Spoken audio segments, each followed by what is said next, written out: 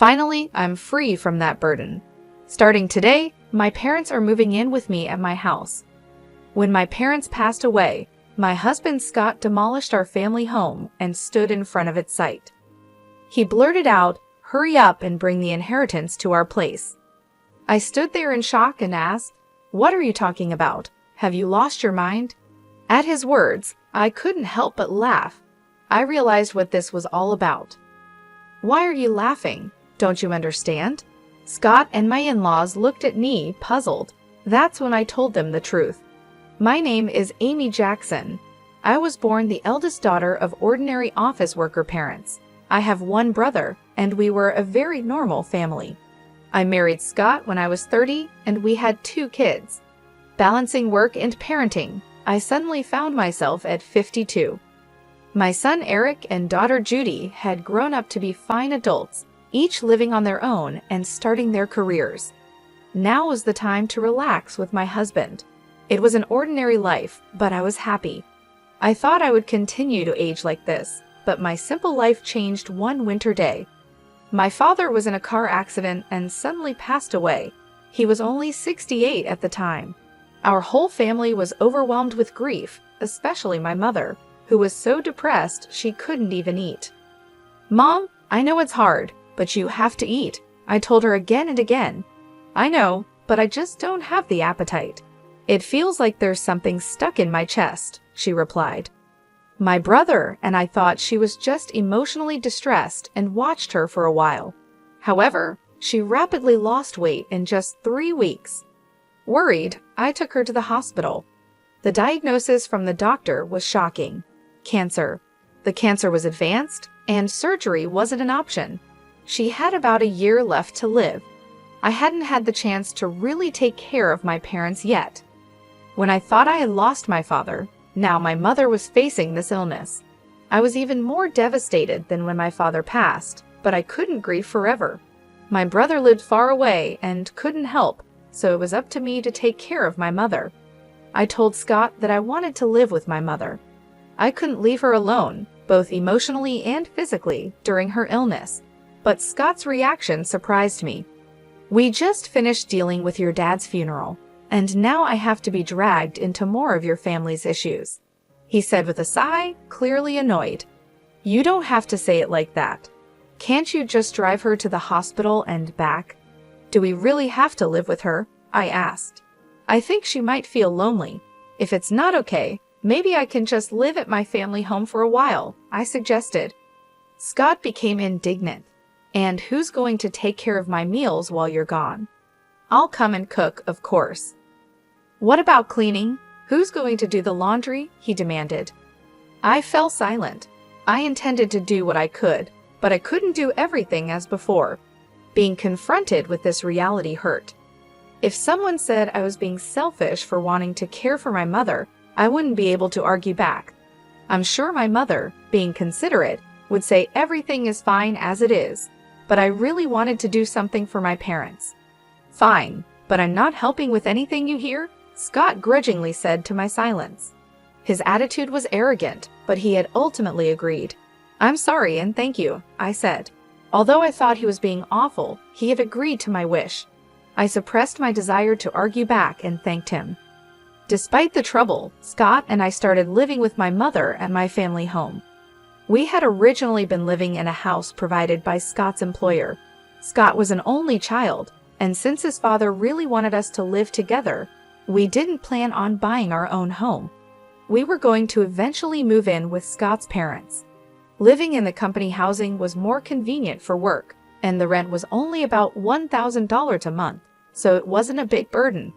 But now that we've moved to my family home, we don't have to pay that anymore, and we have more space. I think living together wasn't all bad for Scott. True to his word, Scott didn't help with anything, but I'm glad I could live with my mother. She seemed energetic, but she often felt weak and spent a lot of time lying down during the day. I prepared her meals, fed her, and managed her medication. It would have been impossible for her to do all that alone. "I'm sorry, Amy. Thank you. It's a big help that you're here with me. I should thank Scott too," my mother said, expressing her gratitude many times. She was unaware of the harsh words Scott had said about living together, so she was grateful to him too. One evening, after my mother had gone to bed and Scott returned home, I brought up the subject of my mother's treatment while serving dinner. Scott glared at me and said, "I don't know what you want me to say. I told you I'm not helping with anything," refusing even to listen. I needed someone to vent to, someone to consult. All I wanted was for Scott to listen. Even after 2 months, 3 months, Scott's attitude didn't change.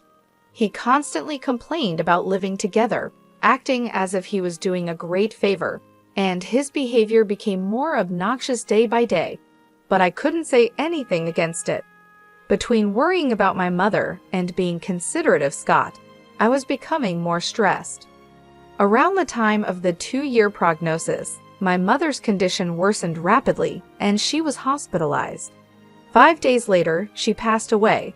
Although I had prepared myself mentally, I was devastated. My brother's family and my children came right away and helped a lot, but in times like this, you really want your spouse by your side. However, Scott was laughing and chatting with his parents in a corner, not helping with the funeral preparations at all. My brother had taken the lead role in the preparations, and somehow we got everything ready for the funeral. But Scott, who should have been sitting in the family section, was at the very back of the relative section. "Scott, I want you to sit in the family section," I said. He replied, "No, I'm fine here. I'm not a blood relative after all." "But you're my husband," I said. Then his mother chimed in, "He's your husband, but he's not your mother's son. Scott is our son, so he's an outsider, you know. Amy should sit in the family section." Hearing this from my in-laws was painful. I was left speechless. Where I come from, it's common for sons-in-law to sit in the family section at funerals, though this might vary by area. With Scott not in the family section, distant relatives started whispering, wondering if we had divorced. It's one thing for people to gossip, but all this could have been avoided if Scott had just sat there. Feeling a bit upset that Scott wasn't by my side, we still managed to see my mother off peacefully. After the funeral, my brother's family, my children, Scott, and his parents returned to my family home. "Thank you for coming, especially at such a busy time," I said to my in-laws, offering them some tea. They laughed and replied, "Really, it's something. First your father, now your mother. These funeral expenses are a burden for us too, but at least that's the end of it." I was stunned by their words. What did they mean by that? I couldn't believe they would say such a thing. I forced a smile and excused myself. Then I overheard Scott talking with his parents. "It must have been tough for you, Scott, living with outsiders." "Yeah, dealing with Amy's whims was a pain. A husband shouldn't just follow his wife's demands. If you don't like something, you have every right to refuse," Scott said. I clenched my fists. Their voices laughing and chatting were unbearable, but this wasn't new. Scott's parents had always been insensitive and rude. When Scott and I got married, his mother said, "Couldn't you find someone more attractive? I can't expect much for grandchildren." His father joked, "They say beauty gets boring after 3 days. With Amy, you won't get bored," and Scott just laughed. Reflecting back, neither Scott nor his parents had said a single comforting word to me, either at my father's funeral or after my mother's passing. Instead, they ridiculed me. I had felt sorry for imposing on Scott, but now I questioned his behavior as a person. I had been too concerned about Scott, while just wanting to do right by my mother. I realized I shouldn't have felt so guilty towards Scott, especially since he wasn't supportive. While I simmered in anger, Scott and his parents continued to laugh and chat in another room. If my brother's family and my kids had heard them, they would have been upset, but fortunately, they were in the kitchen. I was relieved to be the only one who heard Scott and his parents' conversation. Then my mother-in-law spoke up. "Amy," she called. "Yes," I replied, startled. "Can I have this?" she asked, holding my mother's purse. Confused, I stammered, "Oh well. Your mother won't be needing it anymore, right?" Scott suggested I take it home. Maybe I'll just keep it, she said, holding up the purse and inspecting it. I couldn't believe her audacity, especially right after the funeral. I took the purse from her and said firmly, "No, you can't." Her expression changed, not because of the purse, but because I, her daughter-in-law, stood up to her. Yet, I stood my ground. "We're not ready to sort through my mother's belongings yet. We'll distribute her keepsakes among the family later." My mother-in-law turned red with anger. "What do you mean? Are you saying I'm an outsider?" "You said earlier at the funeral that even Scott was an outsider to my mother. How come Scott is an outsider but your family isn't?" I retorted. Hearing this, Scott and his father also turned red. "What are you saying? Apologize to Mom. How disrespectful of a daughter-in-law to talk like that." Their commotion drew everyone from the other room. I didn't expect to be called an outsider after all the effort we put into attending the funeral. "Let's go home, Dad," my mother-in-law shouted at me in front of everyone and stormed out of our house. For some reason, even Scott was angry and left with his parents. "What happened? Did you really call your mother-in-law an outsider?" everyone asked me. Having heard only her side, taken out of context, it might have seemed like I was the one being harsh. But I explained the situation to everyone, and not a single person blamed me. Grandpa and Grandma should be more considerate of other people's feelings. That's just how Dad, Grandma, and Grandpa have always been. My children sided with me. But I still couldn't forgive those three. Scott hadn't come home for a while since that day, and I hadn't contacted him either. I didn't think I should be the one to apologize, and I wasn't sure if I could forgive him even if he did. But I knew things couldn't stay this way forever. Then one day, Scott came back. "Welcome home," I greeted him, suppressing the anger that flared up at the sight of him. "It's been tough, huh?" His gruff words were an attempt at showing concern, and I was taken aback. "Take the kids and go on a trip. It'll be a good change of scenery for you," he said, handing me travel vouchers. I was speechless. Instead, tears started to stream down my face. It might have been the kids' idea, but I was touched that Scott went along with it. I immediately contacted the kids to plan the trip. "Really, Dad suggested this? It's surprising, isn't it?" The kids were astonished by my proposal. It seemed like it really was a gift from Scott. "I wonder if Dad feels bad about what happened," I said, laughing. I gratefully accepted the travel vouchers from Scott. "I'll be off then." "Yeah, take your time. Stay with the kids at their places too. Why not?" "Really, I can't be away that long." "Don't worry about me. I'll relax at my parents'. Just enjoy yourself." With that, Scott sent me off. Judy was happy to have me visit, so before the spa trip, I stopped by her place and then Gary's. I hadn't been able to visit them while caring for my mother, so I helped out by cooking and freezing meals for them. "Mom, you should relax, but thanks. This really helps," they both said, delighted to have my cooking at home. This opportunity was all thanks to Scott's suggestion. Then came the eagerly awaited spa trip. I spent a relaxing time at the hot springs with my children. The weariness from caregiving and the sorrow of losing my parents seemed to have healed quite a bit. I was away for almost a week, but both my kids returned to their homes with bright smiles. "That was fun. We should thank Dad for once." "True, just this once. But I wonder if he's up to something," Judy joked. "Don't say that. Dad thought about us in his own way," I laughed. When I returned home, planning to share the memories with Scott and start our life anew as a couple, I was speechless. "What? The house is?" I looked around in disbelief.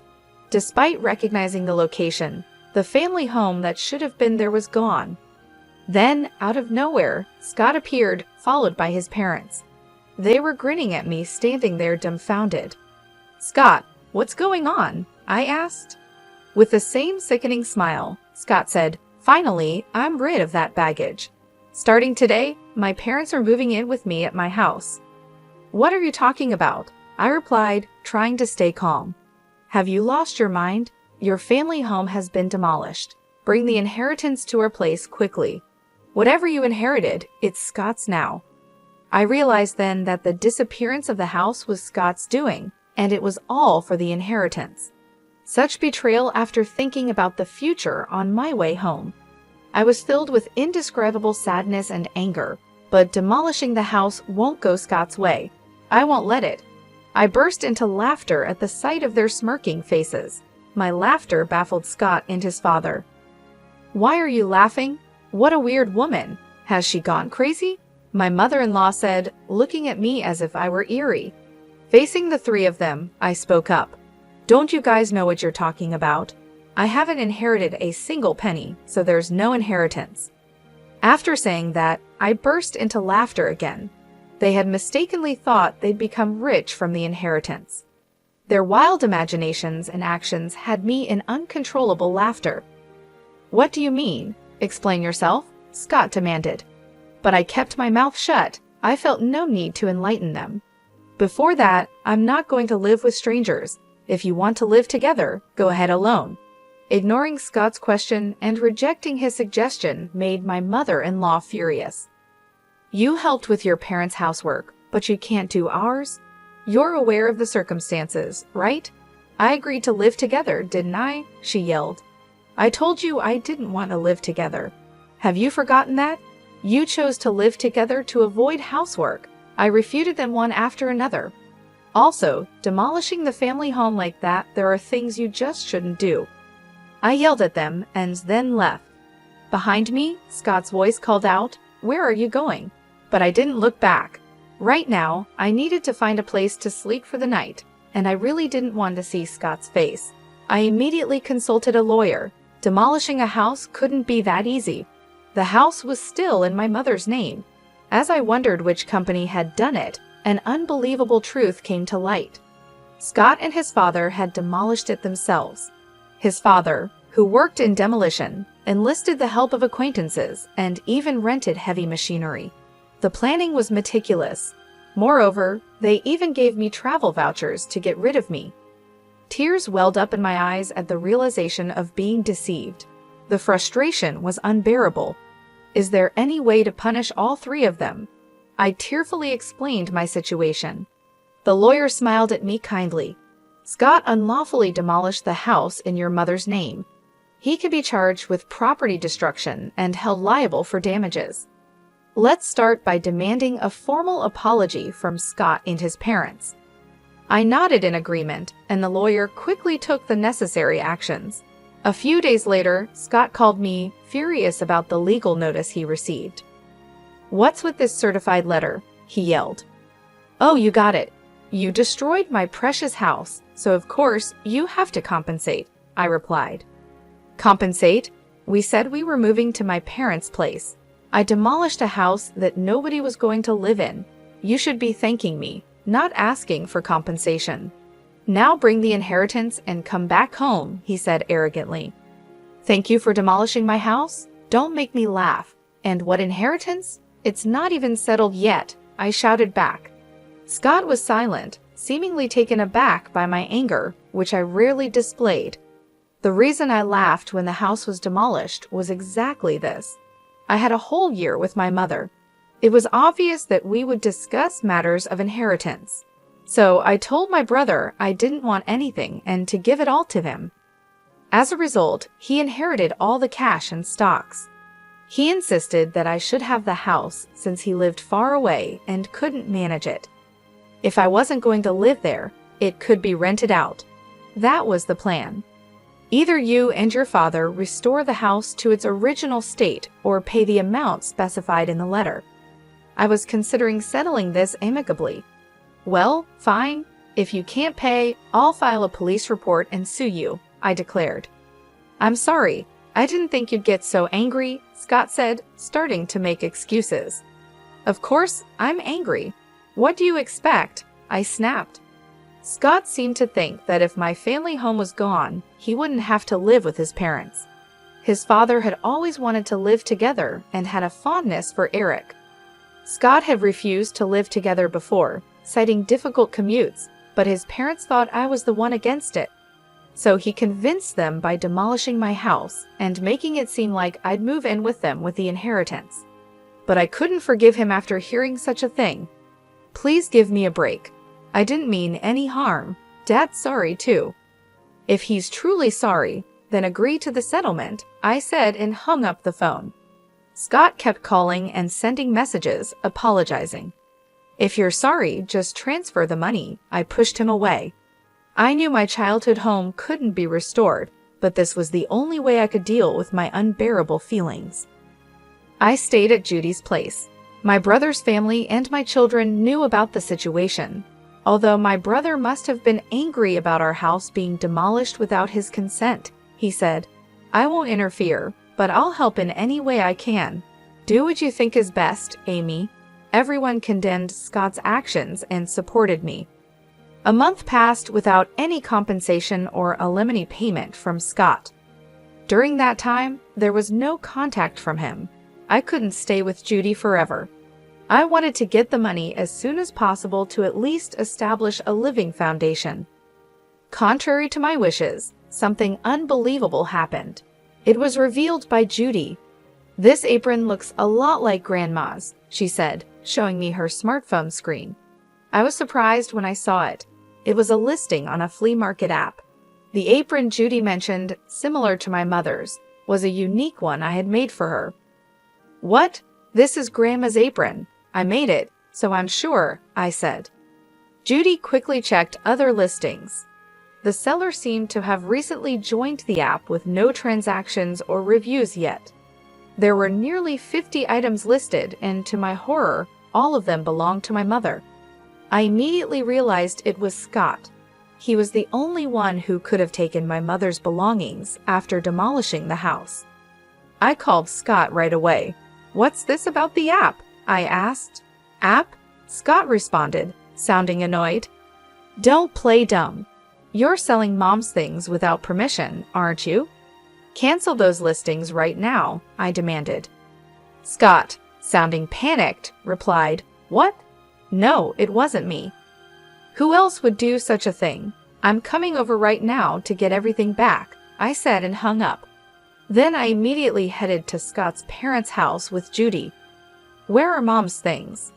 I demanded as soon as we arrived, confronting Scott at the door. I don't know anything about it, he stuttered. Tell the truth, Dad. Judy joined me in pressuring Scott. He seemed flustered. Scott's parents noticed our presence and came out. Oh, Judy, you're here, Scott's mom greeted, smiling at the sight of her granddaughter. Angry, Judy said, Grandma, tell Dad to tell the truth. The truth? Grandma's belongings that passed away recently? Dad seems to be selling them, Judy said. At Judy's words, Scott's mom burst into laughter. Scott, with a troubled look, kept repeating, It really wasn't me. Then his mother loudly exclaimed, Scott is selling them. That's impossible. I am the one selling them. I felt my blood run cold. Scott probably knew about it. With a look that almost said, This is bad, he turned to his mother. Despite Judy's shock, his mother cheerfully continued. What? It's a lot of work, you know. I have to pack everything carefully and make sure the photos look good.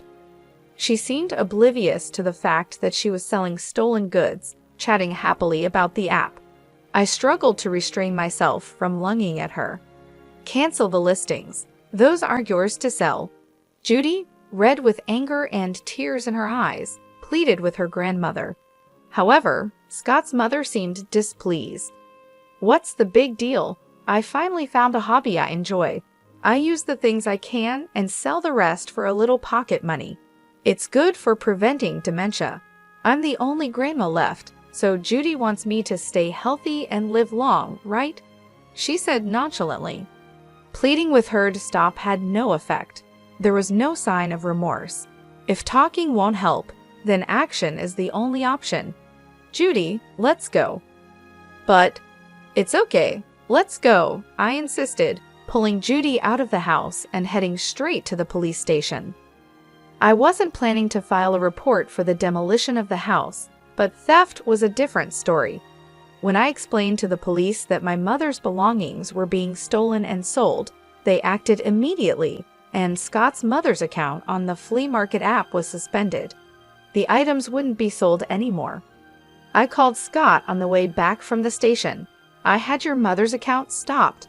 You knew about it, right? You're complicit. No, I filed a police report about this. Please cooperate with the investigation. Scott became frantic. What? We're family, right? Withdraw it, please. Family? You still haven't paid any compensation for the house or alimony, and there's no sign of remorse. Faced with my shouting, Scott was taken aback.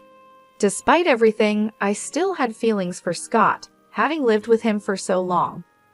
Sighing, I said, I'll wait for the money, but I won't forgive the theft. Return everything. And Scott, your father looked quite unwell. Has he seen a doctor? What?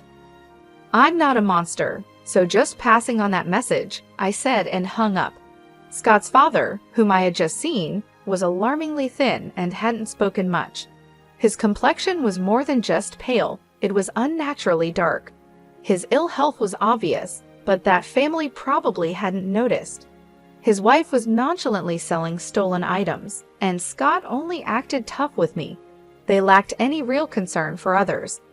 The next day, I received a call from Scott's father. Expecting it to be a thank you call, I answered.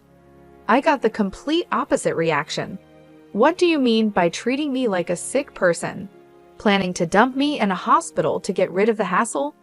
I need to protect Scott and my wife from you. I'm not going to any hospital, he scolded. It was shocking to be reprimanded when I was just concerned. Sorry for overstepping. I was just worried. Humph, I'm not frail or short-lived like your parents. Don't make a fool of me, he snapped. I was infuriated by his words, but a few days later, he apparently felt unwell enough to visit the hospital. The diagnosis was terminal cancer. Scott called me in a panic. Dad's got terminal cancer. What am I going to do? I just snorted. I don't know. What did he say when I suggested going to the hospital? He said, I'm not frail or short-lived like your parents, so deal with it yourself. How can you be so heartless, Amy? I never thought you'd be such a person. Did you ever say a single warm word when my mother was sick? Reflect on your own actions, I said and hung up. As expected, Scott's father passed away soon after. As a human being, I didn't want to harbor negative feelings towards the deceased, but recalling everything that had been done and said, I couldn't shed a tear. After his funeral, his will was found.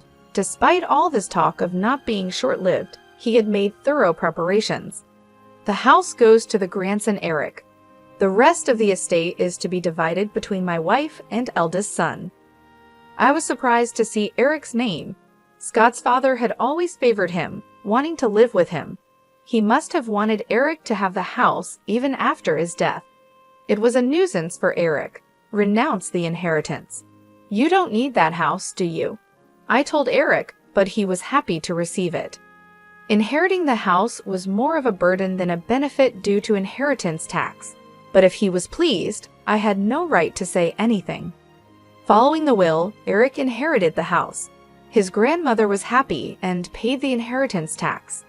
He's our successor, after all, she said. While that's not wrong, I felt a bit sad as if Eric had been taken from me. Then something unbelievable happened next.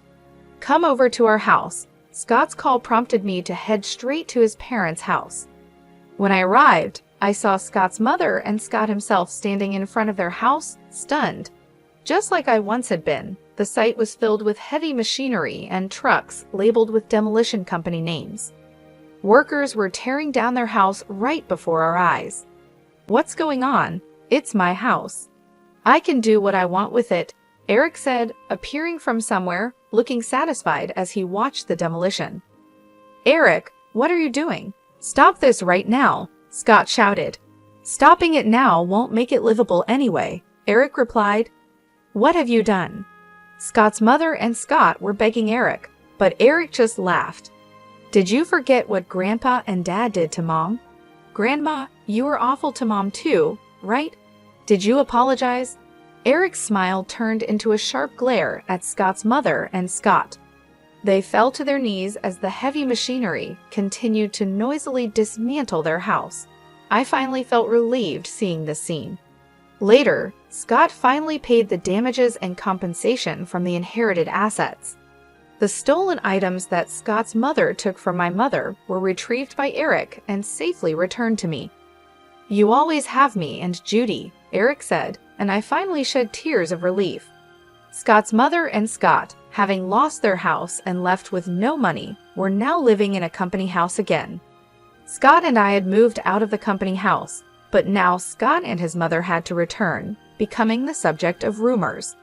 I explained the whole truth to Scott's colleague's wife, who we were on good terms with. Scott and his mother will likely have a hard life in the company housing, but it's their own doing. After Scott's retirement, they'll be forced to save up for a new place to live. I sometimes think about asking my friend how Scott and his mother are living now, just to have something to talk about. After that, I continued to stay at Judy's house. Then Eric got engaged to be married. He was planning to build a house. The land of the former family home sold for a decent amount, and I was glad to see that even that house served a purpose. "Mom, come live with us," Eric offered. His fiancée welcomed me warmly. Since I couldn't keep relying on Judy, who lived alone, indefinitely, I decided to take Eric up on his offer. I am thinking of living happily with my new family, determined not to become a mother-in-law like my